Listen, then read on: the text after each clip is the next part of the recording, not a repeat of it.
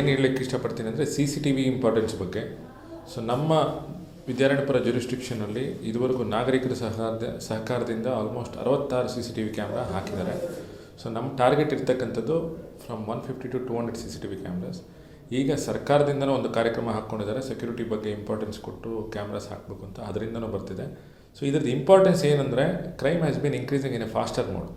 So ನಮಗೆ ಅದಕ್ಕೆ ತಕ್ಕಂತೆ ಸರ್ವೆಲೆನ್ಸ್ ಕೂಡ ಇನ್ಕ್ರೀಸ್ ಆಗಬೇಕು. ಸೊ ಸರ್ವೆಲೆನ್ಸ್ ಇನ್ಕ್ರೀಸ್ ಆಗಬೇಕಂದ್ರೆ ಈಗ for a time being we need more CCTV cameras for the surveillance. So ಇದರಿಂದ ಪ್ರಕರಣ ತನಿಖೆಯಲ್ಲಿ ಮುಂದುವರಿಸಲಿಕ್ಕೆ ಅಥವಾ ಪತ್ತೆ ಹಚ್ಚಲಿಕ್ಕೆ ತುಂಬ ಅನುಕೂಲ ಆಗ್ತದೆ. ಅದರ ಜೊತೆಗೆ ಒಂದು CCTV ಕ್ಯಾಮ್ರಾ ಒಂದು ಪ್ಲೇಸಲ್ಲಿ ಹಾಕಿದ್ರೆ which is equal to 5 constables. So ಒಂದು ಕಡೆ ಹಾಕೋದ್ರಿಂದ 5 ಜನ ಕೆಲಸ ಮಾಡುತ್ತೆ ಒಂದು CCTV ಕ್ಯಾಮ್ರಾ.